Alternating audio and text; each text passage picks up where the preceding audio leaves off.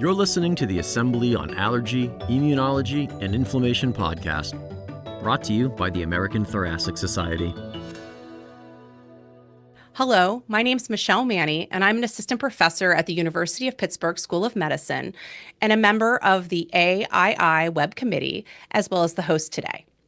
For today's AII podcast, we have multiple guests to help introduce the AII Assembly, as well as discuss the upcoming ATS meeting. We hope to provide advice on how to navigate the conference, prepare for the conference, and have you learn a little bit more about what happens at ATS. Before we get started today, I would like to introduce our guests. First, Dr. Angela Rogers is an associate professor of pulmonary and critical care medicine at Stanford University and serves as a committee chair for the Allergy, Immunology, and Inflammation Assembly and the American Thoracic Society. Her research focuses on acute respiratory failure and ARDS, with an emphasis on identifying blood biomarkers and novel pathobiology using genetics and genomics. She leads efforts to build a plasma biobank of critically ill patients, particularly exploring metabolic changes in critical illness. We're excited to have her with us today. Thank you so much.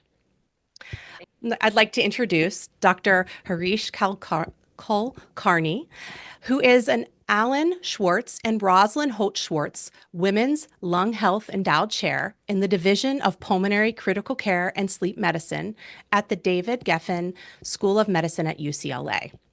He also serves as the chair of the AII Planning Committee.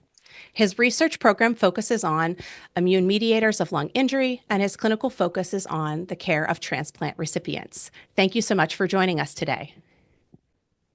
Our next guest is Vickram Tejwani. He serves as the co-chair of the ATS AII Early Career Working Group. He is also an assistant professor of medicine at the Cleveland Clinic Lerner College of Medicine, serving as staff in the Department of Pulmonary and Critical Care Medicine and staff within the Department of Genomic Science and Systems Biology of the Lerner Research Institute. His research focuses on translational investigation of the heterogeneity in asthma, COPD, and alpha-1 antitrypsin deficiency. Thank you so much for joining us today. Our fourth guest today is Dr. Fernando Holguin. He is a professor of medicine and division head for the Division of Pulmonary Science and Critical Care at the University of Colorado Anschutz Medical Campus. He chairs the joint American Thoracic Society and European Respiratory Society Task Force for Severe Asthma. His research focuses on asthma pathobiology and the context of asthma, obesity-associated asthma, and airway inflammation and health disparities. Thank you for joining us today. So we have a great list of speakers who will be helping move the podcast along today. So for our listeners who are new to ATS, what is the AII Assembly? I think I get to go first and answer this one as the outgoing chair. I'll be handing over the reins to Dr. Holguin at our meeting in May. So the AII Assembly is a wonderful assembly, and if you get to choose a primary and several secondary, but I'll recommend to you now, listeners, to just join us. AII is a wonderful home within ATS.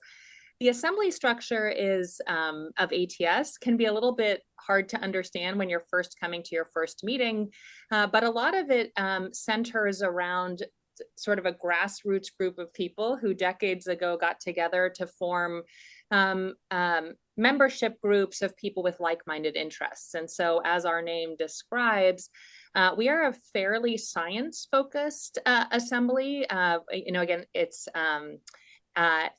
inflammation, immunology, and allergy. And so a lot of our members are really interested in asthma. As you heard, I do lung injury and interstitial lung disease. Immunology has a home here as well.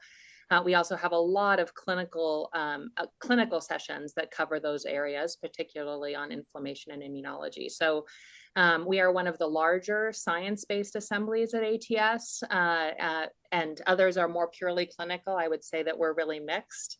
Another very special thing about our assembly is that we're home to the genetics and genomics section, so a really active subsection, which is also doing a lot of programming at the meeting. So I think it's a wonderful way to take a very large meeting of ATS of many thousands of people and bring it down to a smaller group that is sort of your home within ATS for both science and social networking.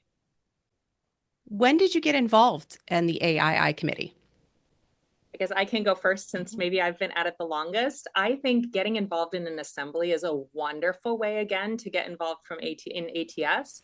I think I went to my first ATS meeting as a second-year pulmonary fellow, which was maybe 20 years ago this year.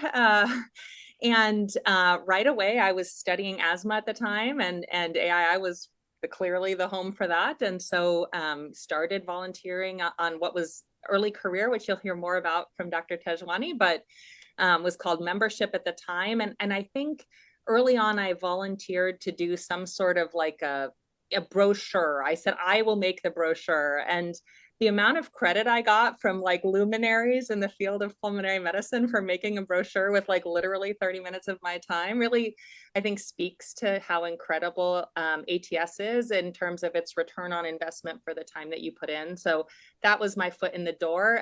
Since that time, I have been on every committee in AII. I don't know about nominating, but planning, programming, web committee didn't exist, thank God, because I do not have your skills, Michelle. But so I think, it's a wonderful way to give back to the society and to really have friends across the nation, which is really helpful if you're a scientist. So a huge fan of AII. Thank you so much for sharing your journey. Does anybody else want to share their experience with the Assembly, how it's helped shape your personal journey or your favorite committee? Perhaps I can start by chiming in. So I think really a lot of what Dr. Rogers said resonated. One is kind of the breadth and diversity of what AII offers, both investing from a methodologic and research perspective, but then having a really nice clinical flavor to it. And I think it's one of the great assemblies that's really representative, having a good mix of MDs and PhDs as well. There's just a lot of cross collaboration. So we really feel we're a home I feel like it's a great home for both people, both physicians and PhDs. And I think the other thing that Dr. Rogers said that really resonated was just that it helps make the conference feel smaller. So I think as you're attending, there's so many great sessions, and then it can be at times a little overwhelming. And so I think it's a nice way where you have a smaller group of people that you get to know. And the business meeting or AII meeting, which is Monday at 5 p.m. at the conference, is a great way to do that. So I think I really can't say enough positive about my experience. And similar to Dr. Rogers, I started as a second-year fellow as well, which was some number of years ago, not quite coming up on 20, but probably it does fly by, so probably not too far from now. And I applied for an apprenticeship program, and I think it has just started with smaller tasks, as Dr. Rogers said, and it's really nice to be able to contribute. You get to know people in it. It's really remarkable how small the conference and community starts to feel very quickly. And I think ATS is really good at helping facilitate that. Do you mind sharing a little bit about what the AII Early Career Working Group does? Yeah, absolutely. It's been great. That's actually where I started as a second-year fellowship. Or a second-year fellow. So we, as the name implies, really encourage involvement from the fellow level, both postdoctoral PhD fellows as well as MDs in a pulmonary and critical care fellowship. And we coordinate journal clubs, webinars. We have a women's health session, which is focused on challenges unique to women in academic medicine, and then also have various educational webinars. And we have a great group of about 10 of us, again, from all across the country doing these. And most people enter as fellows, but we also invite people kind of in their first 2 to 3 years of their first faculty position. That's usually when people join. People stay on for much longer. But I think for the entry point, that's really the best spot. And it's great. Beyond putting on these events, there's also just a lot of camaraderie around similar career phases, similar grant awards, similar challenges. So it's a great experience. Wonderful. Thank you so much for sharing.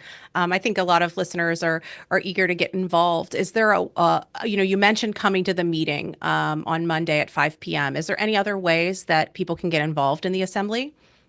Yeah, I definitely want to hear others' thoughts on this, but I think the two that coming to the business meeting, Dr. Manni, is great. And then the two kind of more formal avenues for involvement are application through the apprenticeship program, which is available on the website. And the other one I did as a fellow is there's a mentor-mentee match, which is every year. Dr. Rogers, as you may recall, is my mentor, my third-year fellowship. And it just helps. Again, I was at Hopkins at the time. Dr. Rogers was at Stanford then. So it was just nice to have somebody outside your institution to connect with. You typically meet at the conference.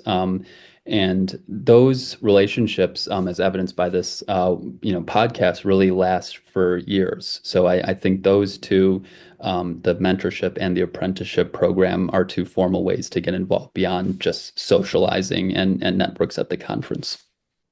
And I can add to that. The other thing is, the conference and the formal programs are a way to, have a timed way of getting involved, and it's in some ways an incentive. But the ATS puts all of our emails on the assembly website, so including the description of the different committees. And I think at any point, even over the course of the year, let's say you're hearing this podcast today or viewing this video, if you go to our assembly website and you can look at the description of the committees, and feel free to either email anybody on the committee or certainly the committee chair. It may not, the schedule for getting people involved on the committee may not be until a certain date, but then that way we can have a rolling list of people who are also interested in being involved with the committee and can call on you when that opportunity opens up. Michelle, another opportunity is between the meetings, the assembly, us and other assemblies do webinars, which are fantastic opportunities to interact with other people and are great educational resources. So I would encourage people to find those opportunities on our website because they're really fantastic. For myself, I joined the ATS when I was a chief resident. My first ATS in New Orleans a long time ago, longer than I want to say probably in this podcast, but and I fell in love with the organization, and I wanted to, over the years, find a way to be part of it. And the way to be part of it is through the assemblies. That's where you sort of become, as Angela mentioned, this peer home that becomes a network that is important for your career development and really a family. I mean, one of the things I really look forward to every year is that Monday afternoon when I get to see many of my good friends, and you go there early, you have some snacks, you talk, you interact, and then you listen to updates.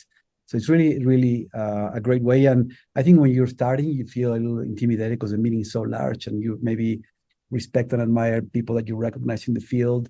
But I would urge people not to be shy and to, as Rich mentioned, just to reach out and email, because what we're looking for is for people that want to participate and want to collaborate. It's a great way to do it, and there's an opportunity for everyone to do so. That's wonderful. Thank you so much for sharing, everyone. And I love that you mentioned that our activities are not just for the ATS meeting, but there's activities throughout the year. And finding those activities, getting involved in them is also a great way to stay connected with a certain assembly. And we hope that you'll connect with AII. So when we talk about the ATS meeting, if you think back to maybe your first one, or any advice that you give trainees or mentees that are going to their first meeting, what are some things that you tell them? One thing I tell them is don't do what I am always sorely tempted to do, which is you look at the program and you find like 3 different talks in the same session and you're like bopping between them, and invariably you miss half. But like, just commit to a session and go to it. I also encourage people to go to the different types. Don't just go to the big plenary talks. Sometimes the mini symposia, where you have like, people getting into like really deep discussion, are some of the best pieces. And even the regular poster sessions, sometimes the science there is among the best in the meeting, and it just didn't fit with the symposium topic. And so going to the area that is of interest to you, again, you meet other young scientists, that's where a lot of collaborations form when someone says, oh, weird, I'm doing something similar, and suddenly you have a replication population. So I would encourage people to, go to a session, stick in the one that you're in, and, some can be like exactly your field. And then if there's something amazing that is just like, I think I want to hear that one, go, make time for that too. I think the science of ATS is really the magic, and the people that you meet there. So, echoing what others have said, if there's someone who's doing what you think you want to do and could work with you, that's, I think, our favorite part of ATS, right, is to meet young people that are interested in sort of building the future of our field. That's wonderful. Yeah, I would echo that. And I think the two things, one is it can be, we've talked a lot about how the community starts to shrink, but perhaps if it's your first one, it might still feel a little large and overwhelming. So I think putting yourself in what may be a little bit of an awkward situation where you're going to one of the assembly meetings or going to some of the social networking happy hours and may not know as many people initially. I mean, if you have perhaps a colleague at a similar level that's willing to come with you, I feel like that always makes it easier. But if not, just kind of putting yourself in that environment, recognizing it may be a little bit awkward, but I think people are surprisingly, or in my opinion, surprisingly receptive. They want to talk, they want to meet junior investigators, they want to meet people interested in this. So I think you'll very rarely encounter anybody that's not receptive to interacting. And then the second one is, and this kind of gets to continuing the communication beyond the conference, is just get people's email and just like a quick 2-line follow-up email, just like, hey, I enjoyed discussing your work, your poster, or whatever it may be. That over time really builds up, because now you're going to see that person the next year. There's a little bit more, and it starts to lead to that shrinking thing, and they're going to be, excited too, because they're like, oh, this person was interested in my work, sent a follow-up email, and you might not feel, particularly for early, that there is a very clear collaboration at that moment. You might not have, a large cohort where you want to replicate something or data, but 3 years from now, you might. And so I think having those seeds planted, it starts to contribute to that shrinking of the community over time. And if I, kind of sort of getting back to how do you start and get involved with the assembly? I agree with Fernando that I think the assemblies are a way in which they provide a forum for people to get involved in what ATS has to offer, and then you can actually make the most. It's up to you what to make the most of it. So there will be very likely things that appeal to attendees, like a really nice mini symposium. Or, for example, if somebody has written a clinical practice guideline or a research statement. And I think this is actually the meeting and the assemblies are a good opportunity to reach out to those people, maybe the moderators or the first or the senior, the authors of a research statement, saying, how did you do this? This is something I'm actually passionate about. And they may be wanting somebody to take the lead or work together with them. And if not, they can at least tell you that if this is an avenue you are passionate about, this would be a way to go about converting it into a symposium proposal or a research statement proposal. And that way you can actually get mentorship, not just in your primary research, but other aspects of career development and contributing to the field. Rish, on that note, do you want to say a few words about planning, since you're the chair? Because I do think that that's a really impactful way to get involved. So. Yeah, so the planning committee is responsible for a few things in the assembly. One of which is to help members put together the best research statements or clinical practice guidelines possible. So what we do is we solicit submissions. We then provide feedback to the authors, and then this then eventually goes to the program review committee at an ATS-wide level, where that gets scored and programmed. So our goal is to provide that feedback to help the best proposals come from our assembly. We are also responsible for soliciting and then choosing the award winners for every as a part of our assembly awards. And these are two main ways, among others. At the same time, the planning committee actually offers an avenue that if you have an idea that doesn't necessarily fit into what the assembly is currently doing, we can actually come up with special projects that can actually help you realize that vision. So please feel free to email me or co-chair Jocelyn Cho from the University of Iowa if you would like more information. That's great. Thank you so much for sharing all that advice in terms of getting more involved, whether it be on the planning committee or getting involved at the meeting. I think one of the things I remember being a very young graduate student attending my first ATS was being afraid to ask a question, having questions, but being afraid to kind of come forward. Dr. Rogers, you mentioned sort of attending different forums.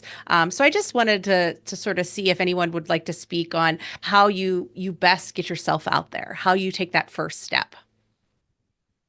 I think that's a great question, Michelle. I think it's sort of a process. I remember the first time I found the courage to get up on the microphone and ask a question in a symposium, and I was just terrified. I don't know if anybody understood what I was trying to ask, but the point is you sort of grow into getting developing more exposure around your peers. And there's many ways. The assembly, again, it's a great forum because as you start to know people, you probably get invited to, participate and chair a poster discussion session or a thematic poster session, eventually maybe a mini symposium. And I think gives you speaking opportunities that are, when you do them the first time, they're a little bit, they're challenging because, you get in front of a big auditorium. But they build your character and they show you how to present, and you just get better at it and more comfortable with it. And then those opportunities keep growing over time, and eventually you'll be doing sort of larger and even more visible participation throughout the ATS. So it actually something that follows you throughout your career. I also think there is, people say there is no stupid question. That is largely true, but very often, if you're thinking about a question, somebody else is also thinking about that question.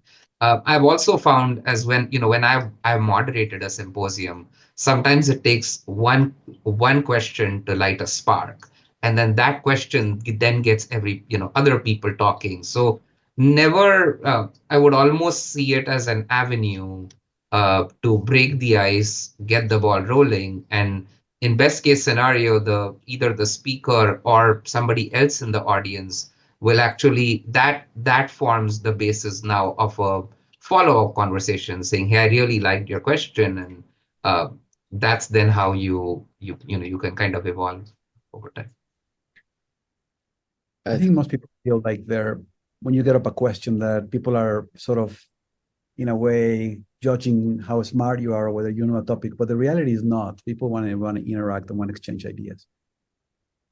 Yeah, and I think that's certainly an experience we can all empathize with. And I think doing that, the other option is both with the thematic posters or the other posters, there's like viewing time. So that also provides another opportunity to perhaps just ask a question one-on-one with the presenter. And often those posters are viewed in groups. So although it's not quite the same as going up to a microphone, it's still maybe a nice first step, and also provides an opportunity to have a little bit more of a smaller group connection with the presenting author, again, facilitating continued conversation, hopefully beyond the meeting. And I think a lot of our first experience of ATS is often, pretty junior and often submitting an abstract. And then you realize pretty quickly, like your abstract is part of a session and you are a content expert. And it is a really kind meeting. I think that's coming through in all of our comments. Like, people want you to succeed. And so I think pretty early on, you realize both that you know enough to ask good questions because it's your field, because that's, what you're in the sea of a very large meeting. There are people that are doing something close to you that are grouped together. And so I do think you overcome that with time in a way that, as Fernando was saying, is really helpful for your life.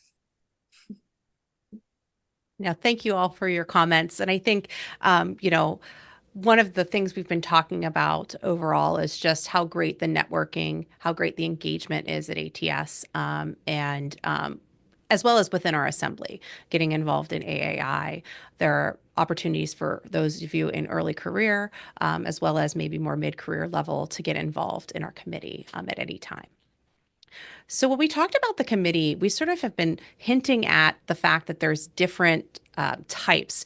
Does anybody want to kind of help us sort of navigate those different types of scientific content that we have at ATS? So we mentioned our major symposiums already, but we talked about our thematic poster session. But I know there are other types of posters, maybe the poster discussion, and how does one prepare for those types of sessions?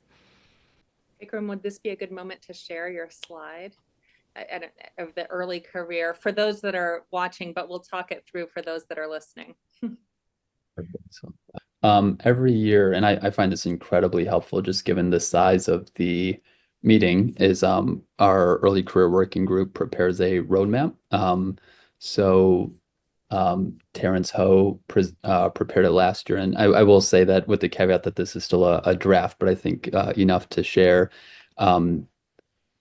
And so this is, hopefully you guys can see this okay, but this is just an example of some of the AII sessions that are highlighted. And this will be, there's certainly, I appreciate that the font might be small on this, so there's no expectation that people can see it from the video, but this will be circulated with AII within the ATS emails. And actually, we've started preparing it last year. Dr. Miles Hagner from Iowa prepared it this year, and I tell them I look at it every day because, as alluded to, there are so many different sessions. It's very hard to choose, and you'll see even some of these run into what Angela was mentioning, where there's 2 or 3 that are at the same time. So you do kind of, I do agree that it's probably best to pick one and focus on it. Even within a named type, you can see there are, mini symposia or scientific symposia tend to be talks. Then there are the poster discussion sessions, and they're, in answer to your question about how do you prepare, just really important to watch your email if you're a presenter at those, because sometimes they want, 1 minute blurb, or they want, something different. And other times they don't, there's a lot of experimentation with ATS. It's, continuous cycles of improvement to figure out what are the ways to get people most engaged. So the exact details, if you're a speaker, you just want to be sure you get those right. And as a listener, I think the magic of some of the sessions, so much of it has to do with the people that show up there. So it's a little hard to know if, like, doing a 1 minute, is this mini symposium definitely better than that poster discussion session? A little bit of it is a roll of the dice, but thankfully the level of science at this meeting is so high that you almost can't go wrong wherever you do go, and you can send a friend to the other one to be sure your group is represented. Any other advice that you have for creating that schedule, or even sessions you like to attend as an attendee? I say it depends on what your interests are. If you're starting very early on as a fellow and you don't have perhaps a defined research trajectory yet, you haven't found what really is your calling, maybe you want to pick things that are more in the clinical spectrum. There's a lot of good content in the meeting, and you want to start to learn a little bit learn about fibrosis and pulmonary hypertension and airways diseases. And then I think as we all evolved, we tend to focus more on our areas. I'm an airway person, so I tend to be on most of the airway things. But I would tell something that Angela said, the meeting is large and it goes all day long and there's a lot of content. And I think it happened to all of us. The first ATS, I went to all things, and after 2 days, I was completely worn out and burnout, and I have no space for anything. So take your time, schedule a few things, but also think that what the magic of ATS is what happens in between the symposiums and the meetings, the people you collaborate and you meet and you have lunch with, and you go out for drinks and you have a relationship with. So don't try to pack too much. It's probably more ideal to be focused on what you really want to learn. Adding to that, I think what Fernando said is absolutely right, that there is different content available. The one thing to also keep in mind is ATS offers some asynchronous training opportunities. So I think, hopefully I'm correct about this, but certain CME or MOC offer content like the clinical year in review are often recorded and are available after the meeting. Having said that, sometimes, like what Angela alluded to, some people are often presenting their unpublished data, and this is the first time you're getting to see it. And you likely see it maybe a year before it's published. So if that's an area that you're really working on and you want to hear that topic or hear that person speak, that would be the time. Similarly, the posters are usually up during the course of the day. So you can kind of plan things out where, you may, during some of the downtime, you may be able to go see the posters. But if you really want to hear that unpublished data, that would be the time to hear it. And some other things can be accessed asynchronously later on. So, but I agree with Fernando that the real goal here is to actually have fun and get, kind of feel like you're a part of something bigger as well. Yeah, I was also going to highlight the clinical urine reviews is just a good starting point, kind of high level, just practical information. And it's helpful to know that they're recorded, so that way you might not feel as pressured if there's another session you want to go to. And I would also agree that you want to treat it as a marathon and not a sprint, and be intentional about not trying to go to a session that ends at 10:15 and then make one that starts at 10:30 or whatever, and be intentional about having some breaks in there, because that really is where a lot of the exciting conversations and collaborations grow from. Thank you so much. I mean, I think this was a great way to introduce the AII Assembly, as well as a great way to introduce the meeting. Does anybody have any final thoughts or advice? If you had one sentence of advice to give to a new fellow, what would you say? I mean, get involved in ATS. I really think there is no better use of your time, honestly. The chance, so many of us who pursued science pathways either applied for a K and you need outside letters. How great is it if that's an actual collaboration that you formed, at ATS rather than, a friend of your mentor. So, making those connections with people at other institutions is important. I switched institutions, 4 years or so after finishing my fellowship. It was really helpful to have contacts from ATS that could put in a good word, an external voice that's like, yeah, she seems fine. So I guess I would say this is such a good use of your time.